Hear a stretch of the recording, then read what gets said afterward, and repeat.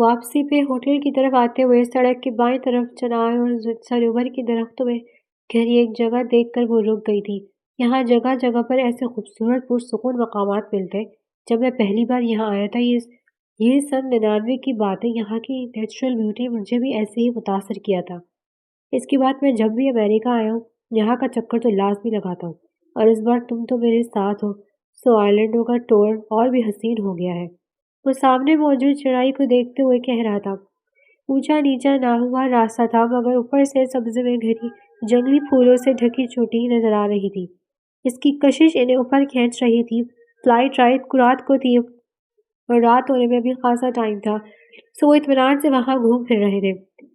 تم فیل کرو فاطمہ، یہاں قدرتی حسن کے ساتھ بہت سکون ہے۔ نیو یارک جیسا ہنگامہ شور شرابہ اس شہر میں نہیں ہے۔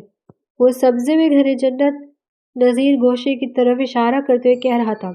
جنگلی پھولوں کی بھینی بھینی مہک ماحول کو پرکیف بنا رہی تھی۔ ہوٹل کے ارد گرد دور دور تک سبزہ اور جنگلی پھول ہی نظر آتے تھے۔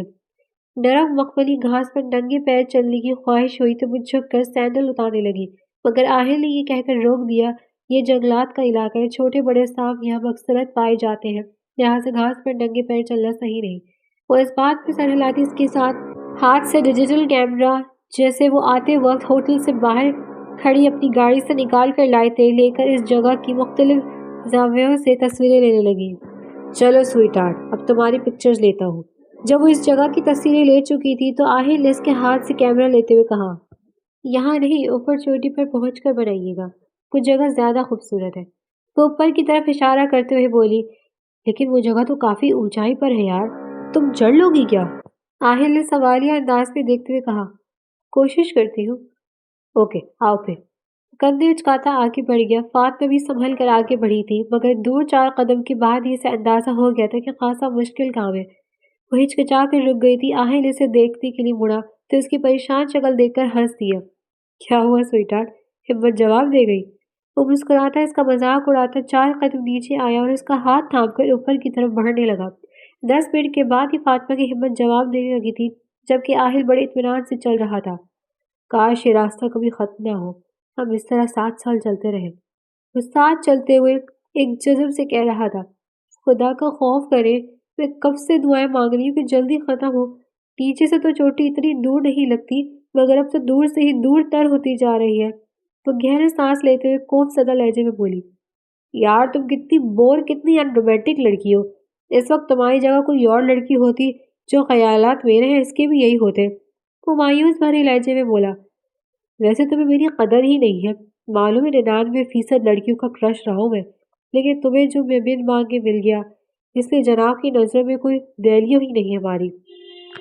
کہتے ہیں نا، جو چیز آسانی سے مل جائے اس کی انسان قدر نہیں کرتا۔ میرے معاملے میں بھی تم ویسا ہی کر رہی ہو۔ تمہیں تو اپنی خوش قسمتی کا اندازہ نہیں، کسی اور لڑکی سے پوچھ کر تو دیکھو، وہ تمہیں بتائے گی کہ تم کتنی خوش نصیب ہو۔ تمہیں ہیرا ملا ہے، ہیرا۔ وہ اس کے لبوں پر مسکراہٹ دیکھ چکا تھا، اس لیے جل کر کہہ رہا تھا، ہو گیا آپ کا اپنا تعریف نامہ ختم؟ تو میں یہاں بیٹھ کر تھوڑی دیر کے لیے ریلیکس کر لوں، کیونکہ مجھ سے اب مزید نہیں چلا جا رہا۔ وہ مسکراہٹ روک کر رونے والی شکل بناتے ہوئے بولی، نہیں، بس 5 منٹ کا تو مزید فاصلہ رہ گیا، ہمت کرو سویٹا، اگر کہوں تو میں اٹھا لوں تمہیں۔ آہل نے تسلی دینے کے ساتھ اٹھانے کی بھی پیشکش کی۔ نہیں نہیں، ہرگز نہیں۔ وہ یوں بتکی جیسے وہ سچ میں اسے اٹھا لے گا، حالانکہ راستہ ایسا ہرگز نہیں تھا، کسی کو اٹھا کر بندہ آرام سے چل پاتا۔ ملائم گھاس پر پیر پھسلنے کا خطرہ تھا۔ اس کو بدکنا دیکھ کر وہ ہنس دیا، پھر تسلی دیتے ہوئے بولا، نہیں اٹھاتا یار، چلو تم، ہم پہنچنے والے، اس لیے تیز تیز قدم اٹھاتا۔ بلاخر اس جگہ لے آیا جسے وہ نیچے سے دیکھ کر مچل اٹھی تھی۔ مائی گاڈ، کتنی خوبصورت جگہ ہے یہ تو۔ وہ جنگلی پھولوں کے درمیان کھڑی چاروں طرف نظریں گھماتے ہوئے ستائشی لہجے میں کہہ رہی تھی، اب جلدی سے میری پکچرز بنائیں۔ حسین چہرے پر دلکشی مسکراہٹ سجائے پھولوں کے درمیان بیٹھی وہ خود بھی انہی پھولوں کا حصہ معلوم ہو رہی تھی۔ آہل مسکراتے ہوئے اس کی تصویریں لینے گا، ساتھ ساتھ وہ اس سے مختلف پوز بھی بنوا رہا تھا۔ اس کی ہدایت پر کبھی مسکراتے تو کبھی شرماتے ہوئے عمل کر رہی تھی۔ زندگی کتنی حسین ہو چکی تھی، اس کا احساس پھولوں کے درمیان بیٹھی فاطمہ عبدالرحمن کو پہلی بار ہو رہا تھا۔ وہ اپنے اندر مکمل طمانینت اور سرشاری محسوس کر رہی تھی۔ اپنے انسٹاگرام اکاؤنٹ یا ٹویٹر اکاؤنٹ پر میری پکچرز اپلوڈ مت کیجیے گا۔ جب وہ اس کی 10 بار پکچرز لے چکا تھا تب فاطمہ نے اسے کہا، بے فکر رہو سویٹ ہارٹ، پہلے کی بات اور تھی، مگر اب مجھے خود بھی اچھا نہیں لگے گا کہ میں پبلک کے سامنے اپنی بیوی کی نمائش کرتا پھروں۔ وہ بھرپور سنجیدگی سے کہتے ہوئے اس کے قریب گھاس پر بیٹھ گیا۔ تقریباً 30 منٹ انہوں نے وہاں گزارے۔ اس دوران دونوں نے بہت سی باتیں کی۔ فاطمہ کو دل ہی نہیں کر رہا تھا وہاں سے نیچے آنے کو، مگر آنا تو تھا، واپسی پر بھی وہ اسی طرح اس کا ہاتھ پکڑ کر ہی اتری تھی۔ پھر آرلینڈو سے سیدھے وہ لوگ نیو یارک گئے تھے، جہاں فاریہ اصفہان کے ساتھ ایک دن گزار کر دوسرے دن وہ واپس پاکستان آ گئے۔ مگر کراچی ایئرپورٹ پر تقدیر نے اسے جھٹکا دیا، اس کی زندگی کا بہت بڑا جھٹکا دھچکا۔ ہمیشہ کی طرح ایئرپورٹ پر آہل خان کے فینس کا ایک ہجوم جمع ہو گیا تھا۔ ہجوم کے بیچ سے گزرتی وہ آہل کے ساتھ آگے بڑھ رہی تھی جب غیر ارادی طور پر اس کی نظر کچھ فاصلے پر کھڑی گاڑی میں سوار ہوتے شخص پر پڑی۔ وہ اپنی جگہ پر منجمد ہو گئی، پھٹی پھٹی آنکھوں سے بلیک کوٹ میں ملبوس اس شخص کو دیکھ رہی تھی جو اس کا ماضی بن کر گزر چکا تھا، مگر اب تمام تر حقیقت کے ساتھ سامنے تھا۔ وہ جو کوئی بھی تھا، ارتضیٰ حسن یا ہو بہو اس کی کاربن کاپی، اس سے کچھ فاصلے پر کھڑا کسی کے ساتھ فون پر بات کر رہا تھا۔ مڑ کر ایک نظر اس نے ہجوم پر ڈالی تھی، مگر اس کی نظر رکی نہیں۔ چہرے پر چشمہ لگا ہونے کی وجہ سے وہ جان نہیں پائی کہ وہ فاطمہ عبد الرحمن کی جھلک دیکھ پایا تھا یا نہیں۔ وہ گاڑی میں بیٹھ چکا تھا، اس لیے چہرے کا اب صرف سائڈ پوز ہی نظر آ رہا تھا، مگر سائڈ پوز سے ارتضیٰ حسن کی واضح شباہت نظر آ رہی تھی۔ اگر ارتضیٰ حسن زندہ تھا تو اس کے نکاح میں ہوتے وہ ایک اور نکاح کر بیٹھی تھی، یعنی نکاح پہ نکاح گناہ۔ کیا وہ اس گناہ کی مرتکب ہو بیٹھی تھی؟ مگر یہ ناممکن تھا۔ ارتضیٰ حسن بھلا کیسے زندہ کیسے ہو سکتا ہے؟ سفید کپڑ میں لپٹا اس کا وجود خود اپنی آنکھوں سے اس نے دیکھا تھا۔ تو پھر یہ شخص کون تھا؟ اس کا دماغ سائی سائی کر رہا تھا، جسم میں ہلکی سی کپکپاہٹ ڈر رہی تھی، ماتھے پر پسینے کی ننھی منھی بوندیں نمودار ہو گئی۔ وہ شخص اب تک گاڑی میں بیٹھ کر وہاں سے نکل چکا تھا، جبکہ اس کے لیے سوالیہ نشان چھوڑ گیا تھا۔ فاطمہ نے اپنا سر چکراتا ہوا اور دل ڈوبتا محسوس کیا۔ سر، کافی ٹارچر کے بعد ظفر کاظمی کے سیکرٹری نے تسلیم کیا ہے کہ عبد الرحمن علی کا قتل ظفر کاظمی نے ہی کروایا تھا، اور اس سلسلے میں عبد الرحمن علی کا علاج کرنے والے ڈاکٹر نے ہیلپ کی تھی۔ اس کا پرسنل سیکرٹری رضا اس سارے معاملے کا عینی شاہد ہے۔ ظفر کاظمی فی الحال اپنے بیٹے کے پاس دبئی گیا ہوا ہے، لیکن اگلے چند دنوں میں اس کی واپسی متوقع ہے۔ میرے کہنے پر اس کے سیکرٹری نے اس سے فون پر بات کی ہے تاکہ اسے کسی قسم کا شک نہ ہو۔ میری رائے تو یہ ہے سر، وہ جیسے ہی یہاں کی سرزمین پر قدم رکھے آپ اسے فوراً ریسٹ کروا لیجیے۔ وہ جیسے ہی پروڈکشن ہاؤس آیا، فرقان نے اسے رپورٹ دی اور ساتھ میں اپنی رائے دی۔ تھینکس فرقان، مجھے تم سے یہی امید تھی، تمہاری رائے مجھے پسند آئی ہے۔ میں ڈی آئی جی فروخ شواز سے بات کرتا ہوں، اسے ایئرپورٹ سے یہ ریسٹ کرواؤں گا، اور ہاں، اس کی سیکرٹری کو اچھی طرح ڈرا دھمکا کے رہا کرنا، ایسا نہ ہو کہ وہ بعد میں اپنے اس بیان سے مکر جائے اور عدالت میں گواہی نہ دے، بلکہ ممکن ہو تو اس کی کسی کمزوری کا پتہ لگا کر اسے اب تک بلیک میل کرو جب تک وہ ظفر کاظمی کے خلاف عدالت میں گواہی نہ دے دے۔ آہل نے خدشے کا اظہار کرتے ہوئے اسے سنبھل جانے کی تاکید کی۔ اوکے سر، آپ بالکل فکر نہ کریں، جب تک وہ عدالت میں گواہی نہیں دے دے گا تب تک وہ ہماری نگرانی میں ہی رہے گا۔ فرقان نے معتمدانہ جواب دیا، پھر کچھ توقع بعد بولا، سر کیا بات ہے، آپ کچھ پریشان لگ رہے؟ کیا اس لیے کہ ظفر کاظمی کے بیٹے علی کاظمی آپ کے دوست ہیں اور آپ؟ نہیں فرقان، ایسی بات نہیں ہے، علی کاظمی سے تو میں دوستی کب کی ختم کر چکا ہوں۔ مجھے تو اس بات کی فکر ہو رہی میں فاطمہ کو یہ بات کیسے بتاؤں گا کہ اس کے فادر کی موت طبعی موت نہیں بلکہ مرڈر تھا۔ وہ گہرا سانس بھر کر کرسی کی پشت سے ٹیک لگاتے ہوئے دھیمی آواز میں بولا، مگر اس کی یہ مشکل بھی قدرت نے آسان کر دی تھی۔ اسی شام ٹی وی پر ایک بریکنگ نیوز چل رہی تھی، معروف سنگر علی کاظمی کے والد ظفر کاظمی کی دبئی میں شیخ زید روڈ پر ایکسیڈنٹ میں ہلاکت۔ قانون کی سزا سے قبل قتل کو خود خدا نے ہی سزا دے دی تھی۔ بیچارے ظفر انکل، پردیس میں موت، سو سیڈ، اللہ ان کی مغفرت فرمائے۔ فاطمہ یہ خبر سنی تو اپنی ازلی نرم دلی کی وجہ سے دشمن کے لیے افسوس کا اظہار کر رہی تھی جس نے اسے گھر بدر کیا تھا۔ بھول گئی اس نے کچھ اچھا نہیں کیا تھا تمہارے ساتھ، اور اب تم اس کی مغفرت کی دعا مانگ رہی ہو۔ آہل نے یاد دلاتے ہوئے کہا، اچھا تو آپ نے بھی میرے ساتھ نہیں کیا تھا، جب آپ کو معاف کر سکتی ہو تو اس کو کیوں نہیں؟ فاطمہ نے جس انداز میں جتانے میں کہا تھا، اس نے آہل کو شرمندہ کرنے کے ساتھ ساتھ خاموش بھی کرا دیا تھا۔ وہ اس کو یہ نہیں کہہ سکا کہ اس نے اس کے جو نقصان کیے وہ قابل تلافی تھے، مگر ظفر کاظمی نے اس کا جو نقصان کیا وہ ناقابل تلافی تھا۔ وہ بے خبر تھی، اپنے اس نقصان سے تو اب اسے ہمیشہ بے خبر ہی رہنا تھا۔ آہل کا ارادہ اسے زندگی بھر بے خبر رکھنے کا تھا، کیونکہ کچھ راز ایسے ہوتے ہیں کہ جن کو جاننے کے بعد صرف اور صرف تکلیف ہی ہوتی ہے، اور وہ فاطمہ کو اس تکلیف سے بھی بچانا چاہتا تھا۔ انہیں امریکہ کے ٹور سے واپس آئے 1 ہفتے سے زیادہ ہو چکا تھا۔ دونوں کے درمیان کے خوشگوار تعلقات نے جہاں فائزہ سکندر اور سکندر علی خان کو مطمئن کیا، وہاں فارس فضا کو بھی تسلی ہو گئی۔ حنین نے بھی نیک تمناؤں کا اظہار کیا۔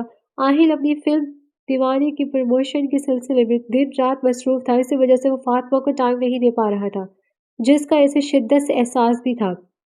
دوسری طرف وہ کچھ گمسم سی تھی، اس کے ٹائم نہ دینے کی وجہ سے نہیں، بلکہ جب سے ارتضیٰ جیسا دکھنے والا شخص اس نے ایئرپورٹ پر دیکھا تھا تب سے مینٹلی اپسیٹ تھی۔ حالانکہ وہ جانتی بھی تھی کہ ارتضیٰ حسن اس دنیا میں نہیں ہے، اس کا مردہ جسم اس نے اپنی آنکھوں سے دیکھا تھا، مگر پھر بھی دل ورغلا رہا تھا، ذہن الجھا رہا تھا، حتیٰ کہ بھوک پیاس تک ہم گوئی تھی۔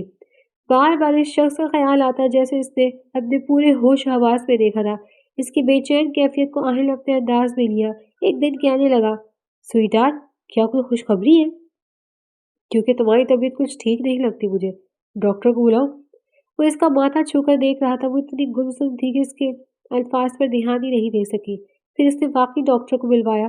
فاطمہ کو ہلکا ہلکا بخار بھی تھا۔ ڈاکٹر نے تفصیلی چیک اپ کے بعد مینٹل سٹریس بتایا۔ آہل پریشان ہو گیا۔ فاطمہ سے معلوم کری، اس نے کافی کوشش کی مگر فاطمہ نہ مانی۔ اس کا کہنا تھا کہ ڈاکٹر کو غلط فہمی ہوئی ہے۔ 3 دن اس کا بخار رہا تھا۔ ان 3 دنوں میں آہل نے اپنی فلمی مصروفیات کو پس پش ڈال کر اس کی بے حد کیئر کی۔ جب اس کی طبیعت سنبھلی تو وہ اپنی فلم سرگرمیوں کی طرف متوجہ ہو گیا۔ فلم ریلیز ہونے کے دوسرے دن ہی اس نے فاطمہ کو ایک سرپرائز دیا۔ وہ اسے اس کے باپ کے گھر لے گیا تھا، عبدالرحمن علی کے گھر، جو آہل نے بہت پہلے ہی ظفر کاظمی سے واپس لے لیا تھا، مگر یہ بات وہ اسے تب بتانا چاہتا تھا جب ان کے آپس کے تعلقات ٹھیک ہوتے۔ چنانچہ اب وہ دن آ گیا تھا۔ پورے 2 سال کے بعد اس نے اپنے گھر کو دیکھا تھا۔ اس دن وہ اپنے گھر کے در و دیوار کے ساتھ لپٹ کر روتی رہی تھی۔ وہاں خوشبو بکھری ہوئی تھی اس کے پیارے بابا کی۔ وہ سب کو یاد کر کے روتی رہی۔ وہ اسے گلے سے لگائے دلاسے دیتا رہا، چپ کرواتا رہا۔ فاطمہ وہ گھر فارس کے نام کرنا چاہتی تھی، مگر فارس نے لینے سے صاف انکار کر دیا تھا۔ اس کا کہنا تھا کہ اس گھر پہ صرف فاطمہ کا حق ہے، مگر وہ نہ مانی۔ اس کا اصرار تھا کہ جتنا اس گھر پہ اس کا حق ہے اتنا ہی فارس کا بھی ہے، اس لیے وہ اپنی خوشی سے یہ گھر اس کے نام کرنا چاہتی ہے۔ فارس نے ناراضگی دکھا کر اور ڈانٹ ڈپٹ کر اسے اس بات پر راضی کر لیا کہ گھر اسی کے ہی نام رہے گا، وہ صرف دیکھ بھال کرے گا۔ مجبوراً فاطمہ کو اس کی بات ماننی پڑی۔ آہل فلم کے تمام تر مراحل سے فری ہو کر اس پر مکمل توجہ فاطمہ پر دے رہا تھا۔ جس کی یونیورسٹی بھی سٹارٹ ہو چکی تھی۔ آہل نے صرف ایک کال کی تھی یونیورسٹی کے وائس چانسلر کو، اور دوسرے دن ہی اسے MSc سائیکالوجی کے 2nd سیمسٹر میں بٹھا دیا گیا۔ آہل خود اسے چھوڑنے اور لینے جا رہا تھا۔ وہی یونیورسٹی تھی، وہی ماحول تھا، مگر اس کے تمام کلاس فیلوز اپنی ڈگری لے کر جا چکے تھے۔ اگر اس کی زندگی میں وہ سیاہ وقت نہ آیا ہوتا تو اب تک وہ بھی ڈگری مکمل کر چکی ہوتی۔ ہمیشہ کی طرح اس نے اپنے نئے کلاس فیلوز کی آنکھوں میں اپنی اپنیلی ستائش دیکھی۔ ہمیشہ کی طرح کئی ہاتھ دوستی کے لیے اس کی طرف بڑھے اور پھر اس کی نظر انداز کرنے پر پیچھے ہٹ گئے۔ کسی کو معلوم نہیں تھا کہ وہ فلم سٹار آہل خان کی بیوی ہے، ورنہ شاید لوگوں کا اس میں انٹرسٹ اور بھی ہو جاتا۔ امیر کے بچوں کی برتھ ڈے تقریب کی وجہ سے وہ ایک دن یونیورسٹی نہیں آ پائی تھی۔ دوسرے دن آئی تو مس ہوئے لیکچرز کی فکر لگی ہوئی تھی، کیونکہ پہلے مس ٹری کا کافی خرچ ہو چکا تھا۔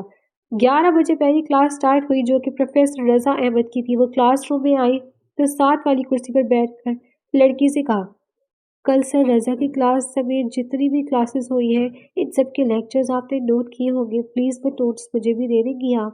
میں اپنی نوٹ بک میں وہ پوائنٹس کاپی کر کے آپ کو واپس کر دوں گی۔ ایکچولی کل میں چھٹی پر تھی۔ سوری ڈیئر، ایکچولی کل میں خود بھی چھٹی پر تھی۔ باقی کلاسز کا تو مجھے نہیں پتا، لیکن سر رضا احمد کے بارے میں سنا ہے کہ وہ ہمیشہ کے لیے چلے گئے، ان کی کوئی نئے پروفیسر آئے اور کل انہوں نے ہی کلاس لی تھی، اور سنا ہے کافی سخت قسم کے ہیں۔ اوہ اچھا، فاطمہ نے مایوسی سے کہا۔ لڑکی سر ہلاتے ہوئے اپنے فون کی طرف متوجہ ہو گئی۔ پھر کچھ دیر بعد کلاس روم میں داخل ہونے والے پروفیسر کو دیکھ کر جہاں تمام اسٹوڈنٹس الرٹ ہوئے وہاں وہ ششدر رہ گئی۔ لائٹ گرے ویسٹ کوٹ میں ملبوس اپنی وجیح پرسنالٹی کے ساتھ اس کے سامنے وہ ہو بہو ارتضیٰ حسن ہی تھا۔ وہ پھٹی پھٹی آنکھوں سے اسے دیکھ رہی تھی، جو ڈائس پر لیپ ٹاپ رکھے لیکچر سٹارٹ کر چکا تھا۔ ارتضیٰ، اس کے لبوں نے بے آواز چمچ دی۔ آنکھیں پانی سے جھلملانے لگی۔ وہی متاثر کن شخصیت، وہی پڑھانے کا انداز، وہی روب، وہی وقار اور سنجیدگی۔ اسٹوڈنٹس کی طرف اٹھتی سیریس نگاہیں اور سب سے بڑھ کر سبجیکٹ بھی وہی پڑھا رہا تھا جو ارتضیٰ پڑھاتا تھا۔ اس کا دماغ چکرانے لگا، طبیعت بے چین ہونے لگی۔ اب یہ فاطمہ کی نظروں کی تپش تھی یا اس کی پرکشش حسین چہرے کی کشش؟ اس نے بھی کئی بار فاطمہ کی طرف دیکھا مگر اس کی نگاہیں فاطمہ کو بے تاثر ہی لگی۔ چہرے پر پرانی کسی شناسائی کی رمق تک نہیں ابھری تھی۔ یہی بات اسے حیران کر رہی تھی۔ اس کے اعصاب، اس کا دماغ مفلوج ہو رہا تھا۔ وہ یکدم اٹھی اور بھاگتے ہوئے کلاس سے باہر نکل گئی۔ پروفیسر سمیت تمام اسٹوڈنٹس نے خاصی حیرانی سے اسے یوں اچانک کلاس سے بھاگ کر جاتے دیکھا۔ کوریڈور کے سرے پر کھڑی وہ منہ پر ہاتھ رکھ کے رو رہی تھی، پھر یکدم اسے ابکائی آئی تو قریبی واش روم کی طرف لپکی۔ وہ میٹنگ سے بے حال ہوتے بڑی مشکل سے اس نے فون کر کے ڈرائیور کو بلایا تھا۔ گھر پہنچی تو نوکروں کے علاوہ کوئی گھر پر نہیں تھا۔ آہل تو صبح ہی اسے ڈراپ کرنے کے بعد کہیں شور پر چلا گیا تھا، باقی بھی کوئی نہیں تھا۔ اس نے شکر پڑھا کیونکہ جو اس کی مینٹلی کنڈیشن ہو رہی تھی، اس وقت وہ کسی کا سامنا نہیں کرنا چاہتی تھی۔ سحبیر تک وہ ٹینشن میں مبتلا روم میں پڑی ہی رہی۔ اس دوران مزید دوبارہ وامٹنگ ہوئی تھی۔ آنکھوں سے نہ جانے کیوں بار بار پانی نکل رہا تھا۔ اسے بڑی دیر بعد خیال آیا کہ کلاس چھوڑنے سے پہلے اپنی کسی کلاس فیلو سے کم از کم اس کی پروفیسر کا نام تو پوچھ لیتی۔ اسے افسوس ہوا اب جلد بازی میں نکل آئی تھی۔ کل جب تک یونی پہنچ کر اس کا نام نہ معلوم کر لیتی تب تک اسے یوں نہیں ذہنی اذیت میں مبتلا رہنا تھا۔ شام کے 4 بج رہے تھے۔ اس کے اندر کی گھٹن مزید بڑھنے لگی۔ گھر میں بھی ابھی تک کوئی نہیں آیا تھا، البتہ آہل نے کئی بار کال کی جسے اس نے جان بوجھ کر اٹینڈ نہیں کیا کیونکہ جس ذہنی کوفت و اذیت نے اسے بے حال کر رکھا تھا، ایسے میں اس کا بات کرنے کا بالکل موڈ نہیں تھا۔ البتہ جب لینڈ لائن پر اس کی کال آئی تو اس نے میٹ سے بول کر اسے کہلوا دیا کہ وہ سو رہی ہے۔ وہ مطمئن ہو گیا، تاہم میٹ کو اس نے تاکید کی کہ فاطمہ جیسے ہی اٹھے وہ اس کی بات کروائے۔ اضطراب اور بے دلی جب حد سے زیادہ ہو گئی تو وہ ڈرائیور کے ساتھ فارس بھائی کے گھر چلی آئی۔ ارادہ تھا فضا بھابھی سے اپنی ٹینشن شیئر کرنے کا۔ ڈرائنگ روم سے باتوں کی آوازیں آ رہی تھی۔ وہ اوپن ڈور سے اندر داخل ہوئی اور سامنے صوفے پر بیٹھے شخص کو دیکھ کر اس کے سر پر جیسے آسمان آ گیا تھا۔ صبح والے ڈریس میں ملبوس وہی شخص وہاں بیٹھا ہوا تھا۔ اس کے برابر میں کچھ فاصلے پر بیٹھی فضا بھابھی آنسو بہا رہی تھی، جبکہ دوسرے صوفے پر فارس بھائی بھی موجود تھے۔ ڈرائنگ روم کا ماحول خاصا افسردہ لگ رہا تھا۔ وہ بے یقینی سے دیکھ کر اس منظر کو دیکھ رہی تھی، جس طرح فضا بھابھی بے تکلف انداز میں اس کے پہلو میں بیٹھی آنسو بہا رہی تھی اور جواب میں جس طرح وہ ان کے سر پر ہاتھ رکھ کر ان کو دلاسا دے رہا تھا، اس سے بالکل واضح ہو رہا تھا کہ دونوں میں کوئی قریبی رشتہ ہے۔ اگر یہ ارتضیٰ حسن ہے تو یا خدایا یہ سب کیا ہو رہا ہے؟ اس کے دماغ میں ایک فشار برپا ہونے لگا تھا۔ سہارے کے لیے سے قریب رکھ کے اسٹول کو تھامنا چاہا تو اس پر رکھا ہوا پتھر کا گلدان زوردار آواز کے ساتھ زمین بوس ہوا۔ لیونگ روم میں بیٹھے 3 نقوش کی نگاہیں اس کی طرف بیک وقت اٹھینی، فارس اور فضا کی نظروں میں سے دیکھ کر جہاں خوشگوار تاثر ابھرا وہیں تیسرا وجود اسے شدید حیرت سے تک رہا تھا۔ وہ جیسے خواب کی کیفیت میں گھری، مدحر ہنوز غیر یقین، ساکت و صامت کھڑی تھی۔ حیرت، غیر یقینی اور تعجب نے اس کے اعصاب کو سکتہ زدہ کر ڈالا تھا۔ ابھی تو یہ گھٹتی ہی نہیں سلجھ سکی تھی کہ ارتضیٰ حسن کی کاربن کاپی یہ شخص آخر کون تھا۔ دوپہر کو یونی سے واپس آنے کے بعد اب تک وہ اسی ذہنی کشمکش الجھن میں مبتلا اپنے شدید تھکے اعصاب کو سنبھالے یہاں آئی تھی کہ فضا بھابھی سے شیئر کرے، اپنی اس ذہنی خلچفار سے نجات حاصل کرے گی، مگر وہ شخص تو پہلے سے یہاں براجمان اسے مزید حیران و پریشان کر گیا تھا۔ یقین سے آری ساکت نظریں لیے فخر چہرے کے ساتھ وہ کسی مجسمے کی طرح کھڑی تھی۔ اس کے اس منجمد انداز نے سب کو ٹھٹکا دیا۔ صبح کلاس میں اگر اس شخص کی نگاہیں بے تاثر تھیں تو اس وقت ان میں تاثر تھا، اجنبی تھا، حیرانی کا کوئی انوکھی چمک تھی۔ اس کی آنکھوں میں یقیناً پہچان کے مراحل طے ہو چکے تھے۔ وہ شخص بڑی غور سے اسے دیکھ رہا تھا۔ وہ اسی پوزیشن میں ہنوز جمی ہوئی تھی جب اس کے چہرے کے حیران و پریشان تاثرات بھاگتے ہوئے سب سے پہلے فارس اٹھ کر اس کی طرف بڑھا۔ ارے گڑیا، تم رک کیوں گئی؟ آؤ نا۔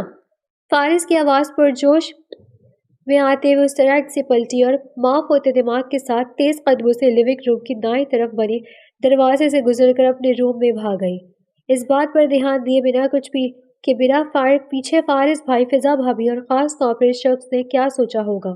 اس کی سانسیں یوں تیز تیز چل رہی تھی گویا بہت لمبی مسافت طے کر کے آئی ہو۔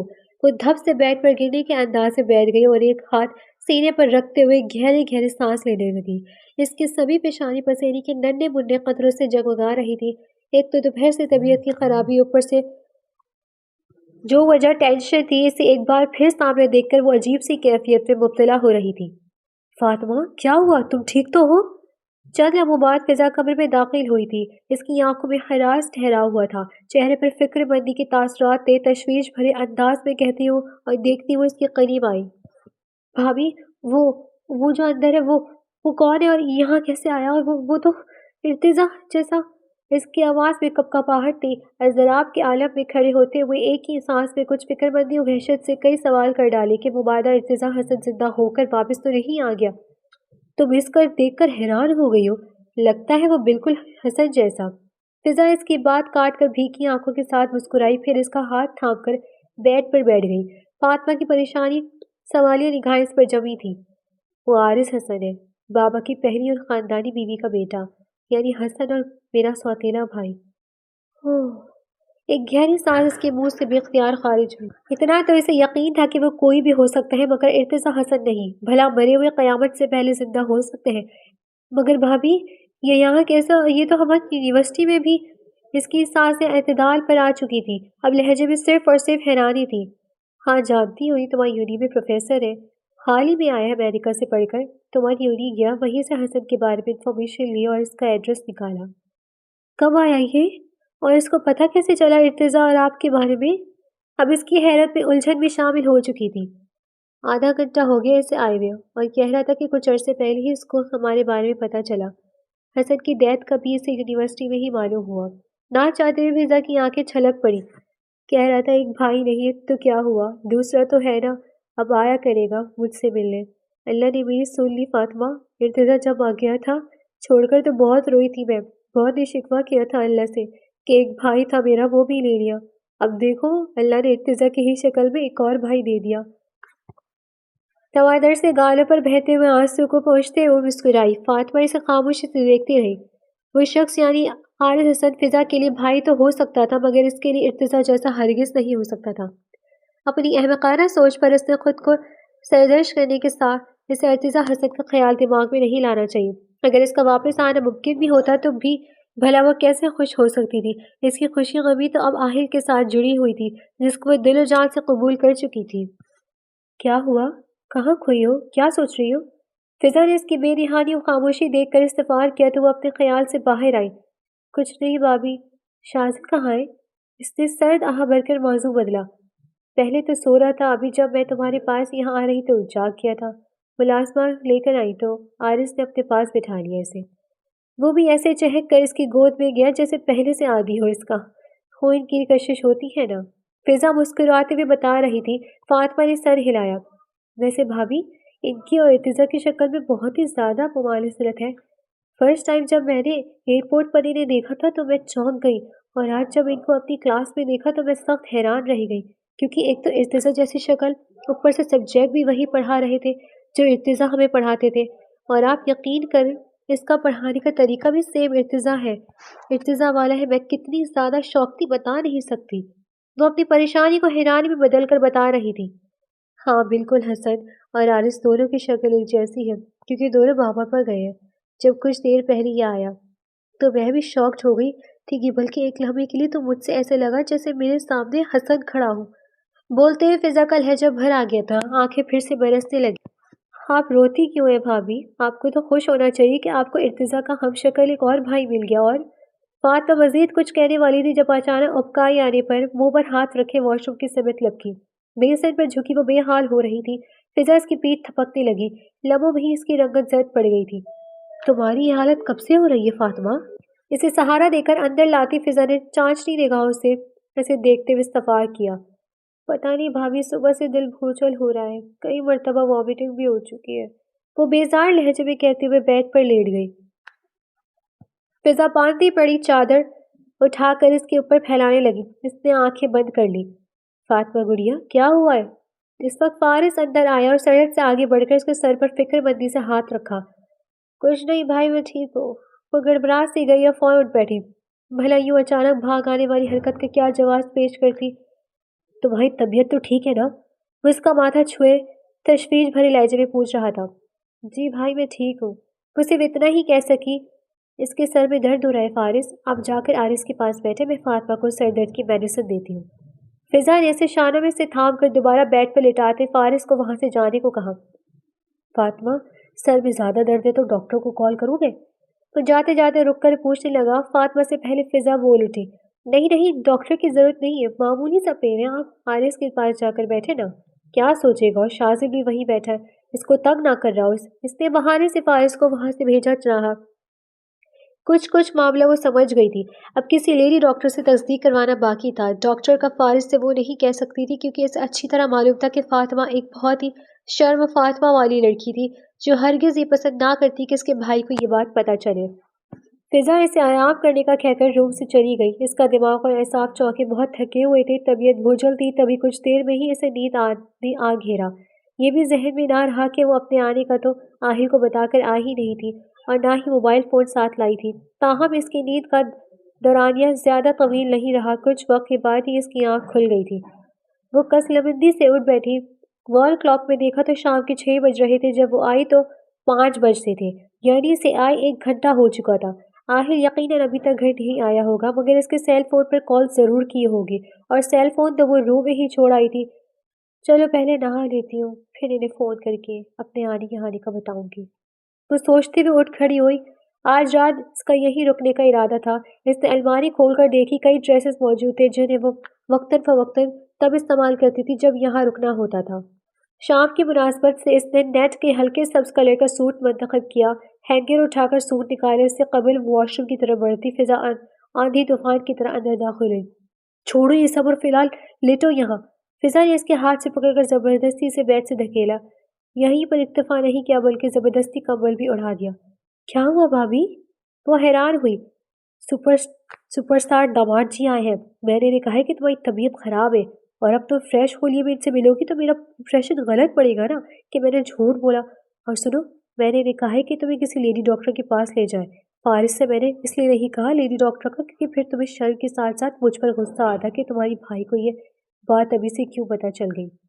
عجلت بھرے انداز میں بولتے ہوئے اس پر کمبل درست کر رہی تھی۔ کون سی بات؟ وہ خاک سمجھی تھی بھلا؟ الجھن بھرے انداز میں فضا کو دیکھا۔ یہی کہ وہ ماموں بننے والا ہے۔ فی الحال تمہاری کنڈیشن کو دیکھ کر میں نے اندازہ لگایا، کنفرم تو نہیں، ڈاکٹر سے چیک اپ کے بعد ہی ہوگا نا۔ ابھی آہل تمہیں ڈاکٹر کے پاس لے جائے گا، یہی خبر ہو تو مجھے جلدی فون کر کے بتانا۔ فاطمہ پہلے تو اس کی بات سمجھی، جب سمجھی تو دہک کر رہ گئی۔ خفقت و خجالت کے ساتھ فاطمہ کے مغلوب کر دینے والے احساسات نے گھیر لیا۔ وہ فضا کو ڈھنگ سے گھور بھی نہ سکی، اسی پل دستک دے کر آہل اندر داخل ہوا۔ بلینک پین کوٹ میں ملبوس پرکشش وجہ چہرے کا حامل اپنی دراز قامت کے ساتھ وہ بے حد شاندار لگ رہا تھا۔ نگاہوں سے پریشانی جھلک رہی تھی۔ فاطمہ پر نظر پڑتے ہی وہ جس بے چینی و بے قراری سے اس کی طرف بڑھا، فاطمہ اسے بنا انفارم کیے یہاں چلے آنے پر شرمندہ ہو گئی تھی۔ کیا ہوا فاطمہ، تم ٹھیک تو ہو؟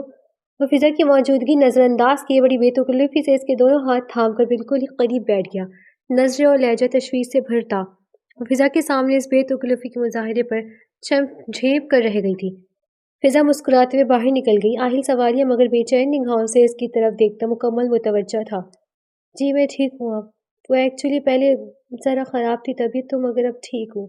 وہ قدرے کنفیوز ہو کر بولی۔ فضا کی پیش گوئی اور آہل کی نگاہیں اسے شرم کے احساس سے دوچار کر رہی تھیں۔ کیا ہوا ہے تمہاری طبیعت کو؟ ٹھیک ہو تم؟ ڈرائیور بتا رہا تھا یونی سے بھی آج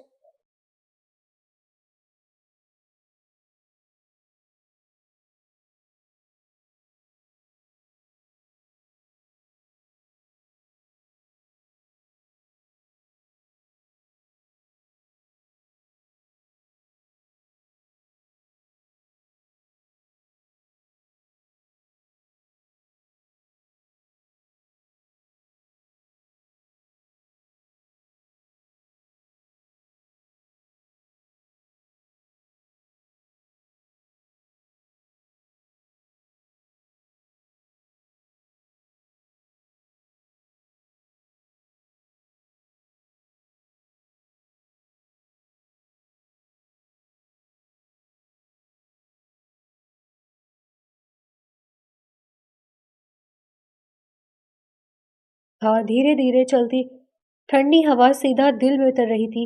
اورنج اور گولڈن کڑھائی والے ڈریس میں ملبوس شائیں بکھرتے رنگ و روپ اور جکڑ لینے والی جاذبیت کے ہمراہ وہ بہت من موہنی لگ رہی تھی۔ خان پیلس کے وسیع و عریض لان کے ایک گوشے میں رکھی کین کرسیوں میں سے ایک پر بیٹھی کچھ فاصلے پر موجود آہل کو دیکھ رہی تھی۔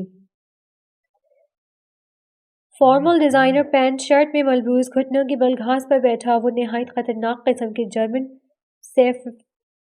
سیفرڈ اور ایک سرخ رنگ کے امریکی بل ڈاگ کو بڑے ہی پیار سے کھانا کھلا رہا تھا۔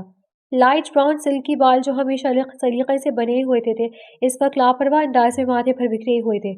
اس عام سے ہولیے میں بھی وہ خاصا اٹریکٹیو لگ رہا تھا۔ فاطمہ بے خیالی میں اسے دیکھتے گئی۔ اب یہ اس کی نظروں کی حدت تھی یا پھر محبوب کی موجودگی کا خیال؟ آہن نے سر گھما کر اس کی طرف دیکھا۔ اس کے چہرے پر اور بھی مسکان کا جھلملاتا عکس اسے بے تحاشا حسین بنا رہا تھا۔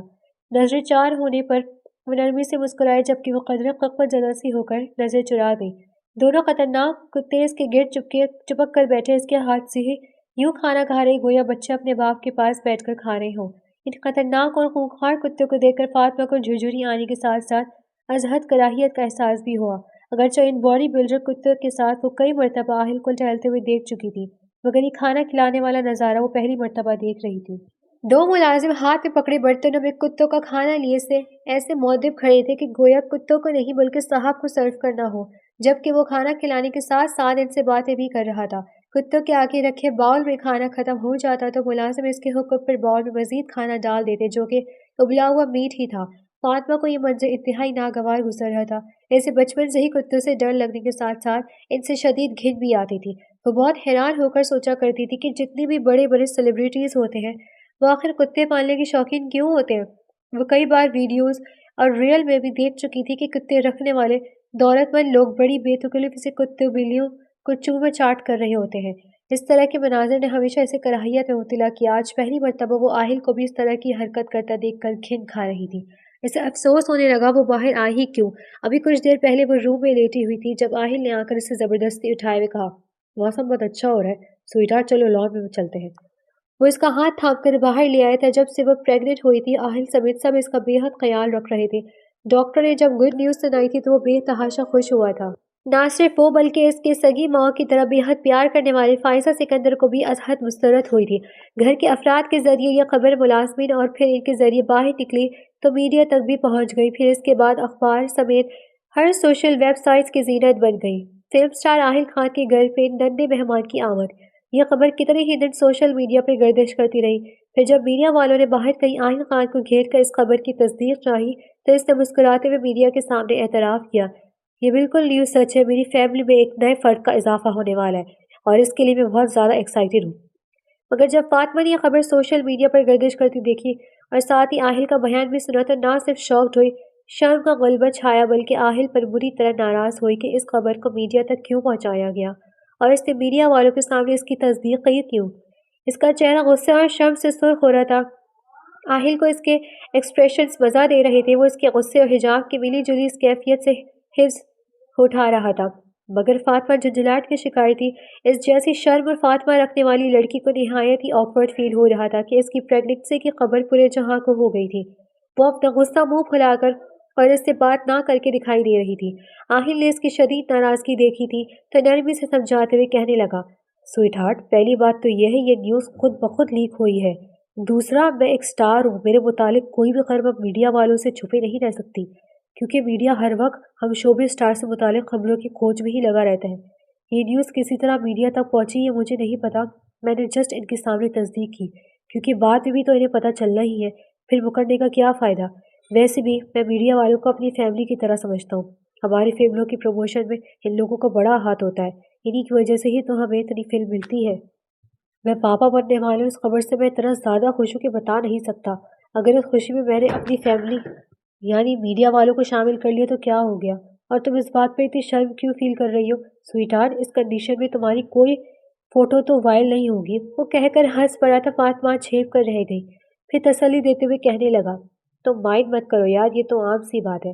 آج کل ایسی کنڈیشن میں فلم سٹارز تو اپنے پیٹ پکڑ پکڑ کر بڑے ہی فخر سے فوٹو بنوا کر سوشل میڈیا پر اپلوڈ کر رہے ہوتے ہیں، اور ایک تم ہو کے اپنے حوالے سے خبر ہی برداشت نہیں کر پا رہی۔ فرض کرو ایسی کنڈیشن میں تمہاری فوٹو وائرل ہو جائے سوشل میڈیا پر تو تم کیا کرو گی میرے ساتھ؟ وہ مسکراہٹ دباتے ہوئے پوچھ رہا تھا۔ جواباً فاطمہ نے پہلے سے بھی زیادہ ناراض نظر سے اسے دیکھتے ہوئے کہا، میں کوئی شوبز سٹار نہیں ہوں جو اپنے حوالے سے ایسی نیوز اور پکچرز وائرل کروں۔ خوش ہوتی پھروں۔ جو عورتیں یہ سب کرتی ہیں اور کر رہی ہیں، ان کی شرم و فاطمہ تو ویسے بھی اس فیل میں آ کر ہی ختم ہو جاتی ہے۔ پھر ایسے کام کرتے ہوئے انہیں کہاں ہچکچاہٹ ہوتی ہے، کہاں شرم آتی ہے؟ شوبی اسٹار نہیں ہوں، بٹ ایک شوبی اسٹار کی بیوی تو ہوں نا۔ ویسے بھی سویٹ ہارٹ، تمہارا نام تھوڑی لیا جا رہا ہے کہ تم ممی بننے والی ہو، میرا ہی نام لیا جا رہا ہے کہ میں پاپا بننے والا ہوں۔ میں سر اشارے سے مسکرایا تھا اور وہ والہانہ انداز میں اس کے گرد اپنے بازو کا حصار باندھا تو وہ جھیپ کر سرخ پڑتی خاموش ہو گئی تھی۔ آہل کو اپنی چھیڑ چھاڑ کے نتیجے میں اس کے چہرے پر اترنے والے حجاب، خفت اور غریض کے رنگ بہت ماہتے تھے۔